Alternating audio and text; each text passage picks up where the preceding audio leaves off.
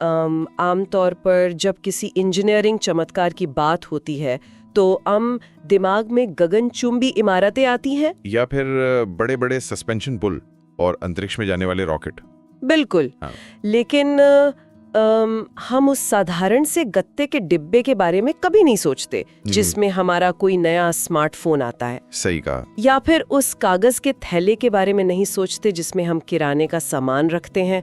उसे बस एक आवरण मान लिया जाता है, मतलब एक ऐसी चीज जिसे फाड़कर फेंक देना है ताकि असली चीज तक पहुंचा जा सके। और ऐसा इसलिए है क्योंकि उसे अदृश्य होने के लिए ही डिजाइन किया गया है। मतलब अगर कोई पैकेजिंग अपना काम सही से कर रही है तो उस पर किसी का ध्यान जाता ही नहीं है। बिल्कुल। लेकिन हकीकत में वो एक बेहद सटीक, गणितीय और सोची समझी संरचना होती है। जो चीज महज एक गत्ता या प्लास्टिक का टुकड़ा लगती है वो दरअसल भौतिकी और मनोविज्ञान का एक जीता जागता उदाहरण है। और आज की हमारी इस विस्तृत चर्चा का यही मुख्य उद्देश्य है। हम graphic design, reference plus specification किताब के अध्याय 10 पर एक डीप डाइव करने वाले हैं और उस साइंस को डीकोड करेंगे जो इस पूरी पैकेजिंग इंडस्ट्री को चलाता है। हाँ, ये अध्याय बहुत ही बारीकी से समझाता है कि एक साधारण से डिब्बे के पीछे कितना गहरा विज्ञान छिपा है। बिल्कुल। और जो लोग हमें सुन रहे हैं, अगर उन्हें ये चर्चा पसंद आती है तो वे चैनल को सब्सक्राइब जरूर करें। और हाँ, अगर किसी को इस किताब की फिजिकल कॉपी चाहिए तो वे स्क्रीन पर दिए गए QR कोड को स्कैन कर सकते हैं या नीचे दिए गए लिंक पर जा सकते हैं। तो कहाँ से शुरुआत करें? ठीक है, आइए इसे खोलकर समझते हैं। सबसे बुनियादी स्तर से शुरू करते हैं।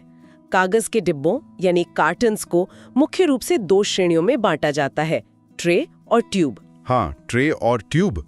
अगर मैं इसे एक एनालॉजी दूं तो ट्रे स्टाइल कार्टन एक खुले हुए मंच की तरह है जहां प्रोडक्ट का प्रदर्शन होता है, जबकि ट्यूब स्टाइल कार्टन एक सुरक्षित सुरंग है जिसका मुख्य काम उत्पाद को बाहरी दुनिया से बचाकर उसकी मंजिल तक सुरक्षित पहुंचाना है।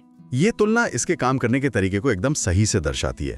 अगर हम पहले ट्रे डिब्बों की ज्यामिति को देखें तो ये उथले डिब्बे होते हैं। इनका आधार चौड़ी दीवारों से जुड़ा होता है। अच्छा। लेकिन इनकी इंजीनियरिंग में बहुत विविधता है।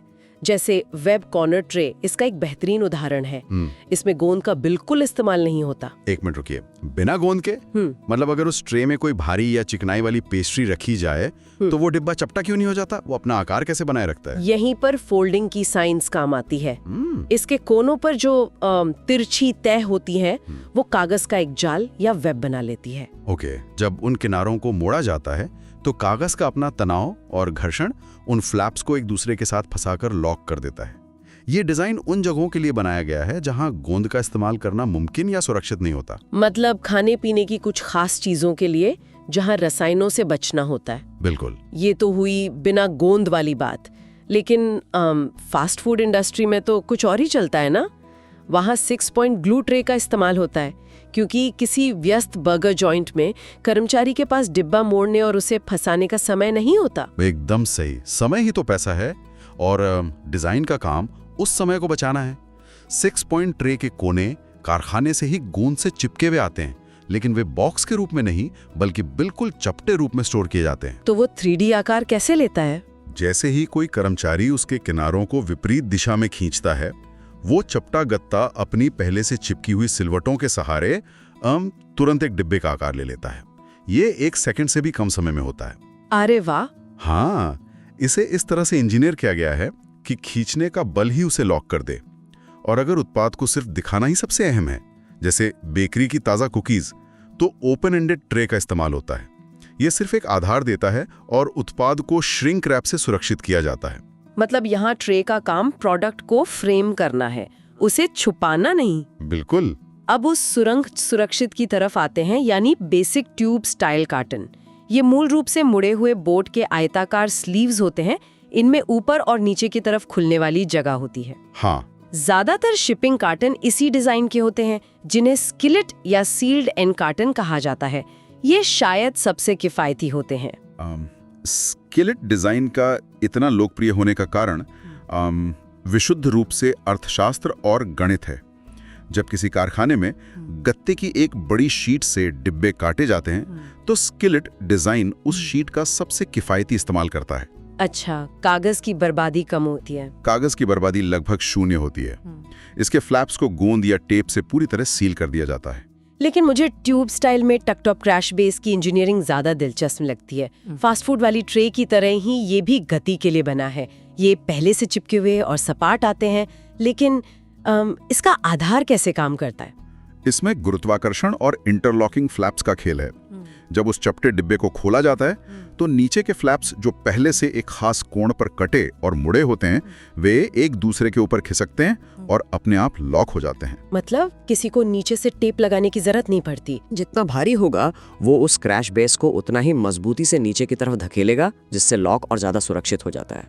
यहाँ बात सच में बहुत दिलचस्प हो जाती है। कार्टन का आकार चाहे ट्रे हो या ट्यूब, एक बार जब बुनियादी ढांचा तैयार हो जाता है तो अगला सबसे अहम फैसला होता है ढक्कन या क्लोजर। हाँ, क्लोजर। क्योंकि एक डब्बे का ढक्कन केवल उसे बंद नहीं रखता, वो उस पूरे कार्टन को कठोरता को तय करता है और उपभोक्ता के मनोविज्ञान से भी सीधे तौर पर जुड़ता है। ढक्कन का डिजाइन ये तय करता है कि कोई व्यक्ति उस उत्पाद के साथ कैसे बातचीत करेगा। उदाहरण के लिए स्टैंडर्ड टक फ्लैप, ये उन चीजों के लिए है जिन्हें बार बार इस्तेमाल करना है, जैसे टी बैग्स या चीनी के पैकेट। इसे खोला जाता है, सामान निकाला जाता है और वापस बंद कर दिया जाता है। लेकिन क्या ये सुरक्षा देता है? अगर मैं किसी सुपरमार्केट में एक टक फ्लैप वाला डिब्बा देखूं, तो मुझे कैसे पता चलेगा कि किसी ने उसे पहले नहीं खोला है? नहीं पता चलेगा। टक फ्लैप सुरक्षा की कोई गारंटी नहीं देता, इसीलिए कारखाने से निकलने के बाद और खरीद से पहले इसे सुरक्षित रखने के लिए इसके ऊपर एक बाहरी प्लास्टिक आवरण या श्रिंक रैप की जरूरत पड़ती है। ओहो, तो यहीं पर सुरक्षा के लिए बनाए गए क्लोजर की भूमिका आती है, जैसे पोस्टल लॉक। हाँ, इसमें एक एरोहेड यानी तीर के आकार का टैब होता है। जब कोई इसे खोलता है तो वो टैब टूट या फट जाता है। हाँ। कई बार लोग सोचते हैं कि अरे ये डिब्बा तो टूट गया, लेकिन हकीकत में उसे टूटने के लिए डिजाइन किया गया है। अगर हम इसे बड़ी तस्वीर से जोड़कर देखें तो वो प्रूफ ऑफ एंट्री है, जिसे हम टेम्पर प्रूफ पैकेजिंग कहते हैं। बिल्कुल। एक बार वो एरोहेड फट गया तो उसे किसी भी हाल में वापस पहले जैसा नहीं किया जा सकता।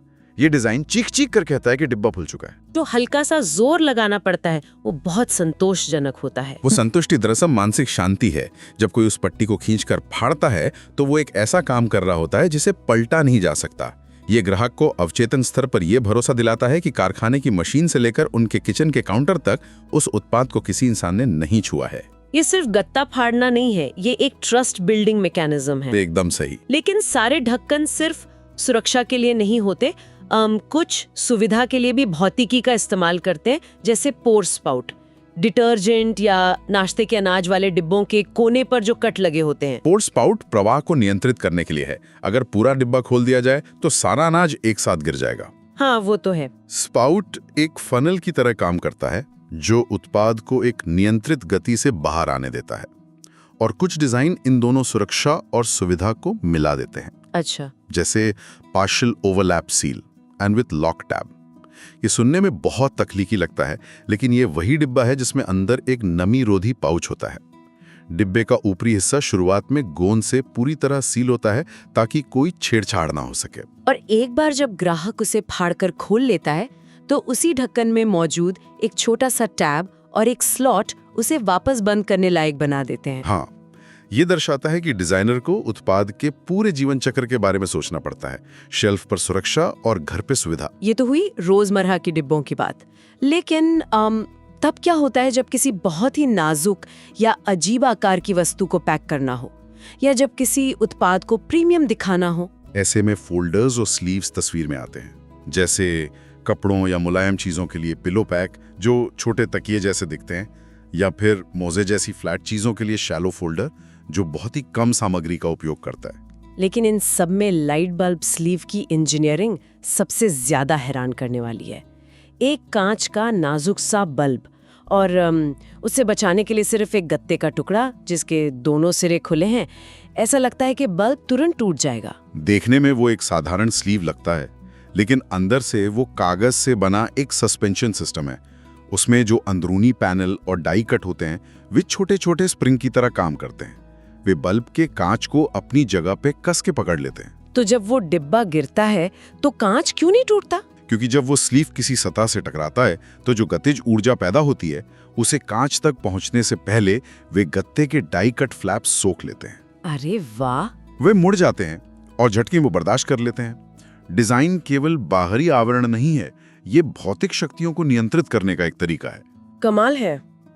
और अगर हम लग्जरी की बात करें, असली प्रीमियम एहसास की, मैंने शुरुआत में फोल्डिंग कार्टन की तुलना आइकिया के फ्लैट पैक फर्नीचर से की थी।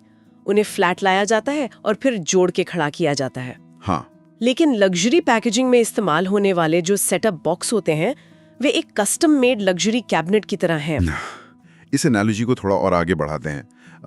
फोल्डिंग कार्टन के साथ डिब्बे को जोड़ने की जो मेहनत है वो कारखाने के कर्मचारी या फास्ट फूड वर्कर पर छोड़ दी जाती है। लेकिन सेटअप बॉक्स के मामले में लग्जरी ब्रांड उस मेहनत का पैसा पहले ही चुका देता है। मतलब ये बॉक्स कारखाने से पूरी तरह 3D आकार में तैयार होकर आते हैं। यहाँ जो बात सबसे आकर्षक है वो है इनका पहले से बना हुआ ढांचा। इसका मतलब है कि जब उन्हें शिप किया जाता है तो असल में ट्रकों और जहाजों में खाली हवा को ट्रांसपोर्ट किया जा रहा है। बाप रे! बिल्कुल। और खाली हवा को शिप करना बहुत महंगा होता है। यही अक्षमता लग्जरी का प्रतीक है। आप उस हवा को शिप करने का पैसा दे रहे हैं। ये कठोर बॉक्स बोर्ड से बनते। अच्छा। इनके कोनों को धातु के कॉर्नर स्टे या टेप से जोड़ा जाता है। फिर इस पूरे ढांचे को एक सजावटी कागज से कवर किया जाता है जिससे बहुत ही सफाई से मोड़ा और चिपकाया जाता है। यही कारण है कि महंगी घड़ियां या परफ्यूम हमेशा सेटअप बॉक्स में आते हैं। एक डिजाइन है लिडेड बॉक्स विथ रेज्ड प्लेटफॉर्म। इसमें घड़ी को सिर्फ डिब्बे में नहीं रखा जाता बल्कि अंदर एक प्लेटफॉर्म होता है जो उसे ऊपर उठाता है। बिल्कुल। ढक्कन उठाते ही उत्पाद एक सजे हुए मंच पर दिखाई देता है। ये अनबॉक्सिंग एक्सपीरियंस को एक इवेंट बना देता है। हाँ, लग्जरी पैकेजिंग का काम सिर्फ सुरक्षा नहीं है बल्कि उम्मीद और प्रत्याशा जगाना है। इसी तरह 6 साइडेड कार्टन भी होते हैं जिन्हें बंद करने के लिए ऊपर की तरफ छोटे त्रिकोण काटे जाते हैं, जो गिफ्ट देने के लिए बेहतरीन है। और ट्यूब एंड स्लाइड जो बिल्कुल एक माचिस की डिब्बी की तरह काम करता है। ये तो कागज और बॉक्स बोर्ड की दुनिया के चमत्कार हैं, लेकिन हर चीज गत्ते के डिब्बे में नहीं आ सकती। तरल पदार्थों या खरीदारी के बाद भारी सामान ले जाने के लिए हमें लचीली पैकेजिंग और प्लास्टिक कंटेनर्स की जरूरत पड़ती है। जब स्टॉक प्लास्टिक कंटेनर्स की बात आती है तो आकार सीधे तौर पर काम को तय करता है।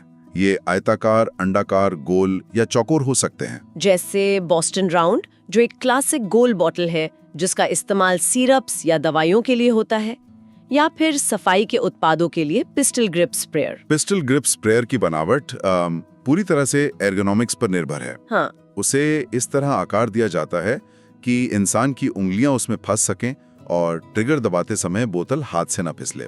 इसके अलावा प्लास्टिक का चुनाव इस बात पर निर्भर करता है कि अंदर कौन सा रसायन है। कुछ रसायनों के लिए खास बैरियर वाले प्लास्टिक की जरूरत होती है ताकि बोतल पिघल न जाए। लेकिन प्लास्टिक से ज्यादा मुझे कागज के थैलों के पीछे की इंजीनियरिंग ने चौंकाया। वो कैसे? हम किराने की दुकान से एक कागज का थैला लेते हैं, लेकिन क्या कभी किसी का ध्यान उसके ऊपरी किनारे पर गया है? वो हमेशा दांतेदार क्यों होता है? उसे सीधा क्यों नहीं काटा जाता? ये उनके बनने की मशीनरी का नतीजा है। कागज के थैले कागज के एक निरंतर रोल से बनते हैं जिसे वेब कहा जाता है। अच्छा। उस लंबी शीट को मोड़कर एक ट्यूब का आकार दिया जाता है और गोंद से चिपका दिया जाता है। अब उस लंबी ट्यूब में से अलग अलग थैले काटने के लिए कैंची का इस्तेमाल नहीं होता। तो वे कटते कैसे हैं? उस ट्यूब को एक दांतेदार लोहे के बार के खिलाफ जोर से खींचा जाता है जिससे वो फट जाता है। ओहो। इसी फाड़ने की प्रक्रिया के कारण हमें वो दांतेदार किनारा देखने को मिलता है। ये बहुत ही दिलचस्प है। और फिर उस ट्यूब के एक सिरे को मोड़कर आधार बनाया जाता है। थैलों में भी अलग अलग प्रकार हैं। कुकीज के लिए बिल्कुल सपाट फ्लैट बैग, कपड़ों के लिए स्क्वायर या पिंच बॉटम। हाँ। लेकिन किराने के सामान के लिए ऑटोमेटिक बॉटम, जिसे SOS या सेल्फ ओपनिंग स्टाइल बैग कहते हैं, उसका कोई मुकाबला नहीं है। SOS बैग्स की इंजीनियरिंग सच में एक क्रांति थी। ये भारी क्राफ्ट पेपर से बनते हैं। जब कोई इसे झटके से खुलता है तो इसका आधार अपने आप एक चपटी और कठोर सतह में बदल जाता है, जो किराने के सामान के लिए कठोर आधार देता है। बिल्कुल। और इससे एक अहम सवाल उठता है। यही वो जगह है जहां डिजाइनरों को सबसे ज्यादा गणित लगानी पड़ती है। गणित? कैसे? जब उस सपाट आधार को बनाने के लिए कागज को मोड़ा जाता है तो थैले की कुल लंबाई कम हो जाती है।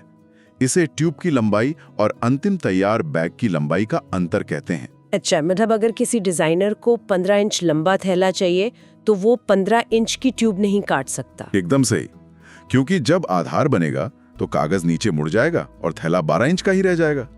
डिजाइनरों को फेस, गसेट यानी चौड़ाई और तैयार लंबाई की सटीक गणना करनी पड़ती है। और अंत में प्लास्टिक बैग्स, ये भी ट्यूबिंग या फ्लैट वेब से बनते हैं, लेकिन कागज के थैलों के उलट जहां गूंद का इस्तेमाल होता है, प्लास्टिक के थैलों में हीट सील का इस्तेमाल किया जाता है। हाँ, हीट सीलिंग में गर्मी और दबाव का उपयोग करके प्लास्टिक के दो किनारों को पिघलाकर एक कर दिया जाता है। ये एक ऐसी सील बनाता है जो पानी और हवा को बाहर रखती है। इनमें सुविधा के लिए साइड सीम या आसानी से पकड़ने के लिए बोर्ड हेडर भी जोड़े जा सकते हैं। बिल्कुल। नाजुक कांच के बल्ब को बचाने वाला गत्ते का सस्पेंशन सिस्टम हो, तेज रफ्तार फास्ट फूड के लिए बिना गोंद वाला कार्टन हो, या भारी किराने का सामान संभालने वाला SOS थैला, हाँ, हर एक पैकेजिंग भौतिकी, ज्यामिति और मनोविज्ञान का एक अचूक मिश्रण है। डिजाइन का मतलब केवल ये नहीं है कि डिब्बे के बाहर क्या छपा है, बल्कि वो डिब्बा अंतरिक्ष में खुद को कैसे संभालता है और इंसान के हाथों में कैसा महसूस होता है, ये भी डिजाइन ही है। इस चर्चा को समाप्त करते हुए मैं एक विचार यहाँ छोड़ना चाहती हूँ। आज हमने कागज और प्लास्टिक की उन जटिल संरचनाओं को समझा जो हमारे सामान को हम तक सुरक्षित पहुंचाती हैं। बिल्कुल। हमने देखा कि कैसे इंजीनियरिंग ने कागज को इस तरह मोड़ना सिखा दिया है कि गोंद की जरूरत ही ना पड़े। तो जरा सोचिए, क्या भविष्य की पैकेजिंग ऐसी होगी जो उत्पाद इस्तेमाल करने के बाद खुद ब खुद घुल जाए या पर्यावरण में विलीन हो जाए? ये तो बहुत ही शानदार विचार है। जिस तरह से हम आगे बढ़ रहे हैं, पैकेजिंग का अंतिम विकास शायद उसका पूरी तरह से अदृश्य हो जाना ही होगा। ये सच में सोचने वाली बात है। अगली बार जब कोई ऑनलाइन पार्सल आए या फास्ट फूड का डिब्बा खोले, तो हम उसे बस फाड़ कर फेंकने से पहले एक पल रुककर उस दांतेदार किनारे, उस ढक्कन की आवाज और उसमें छिपी उस इंजीनियरिंग को जरूर महसूस कीजिएगा जिस पर आज हमने चर्चा की है। बिल्कुल, उस पर ध्यान देना बनता है। और हाँ, अगर ये गहन विश्लेषण पसंद आया हो तो चैनल को सब्सक्राइब करना ना भूलें। आज हमने जिस ज्ञान और विज्ञान को डिकोड किया है वो graphic design reference plus specification किताब के अध्याय 10 से लिया गया है। हाँ, जो बहुत ही ज्ञानवर्धक है। अगर कोई इस किताब की फिजिकल कॉपी अपने हाथों में लेकर इसे और गहराई से पढ़ना चाहता है तो स्क्रीन पर दिए गए QR कोड को स्कैन किया जा सकता है या नीचे दिए गए लिंक पर जाकर इसे चेक किया जा सकता है। जुड़े रहने के लिए शुक्रिया।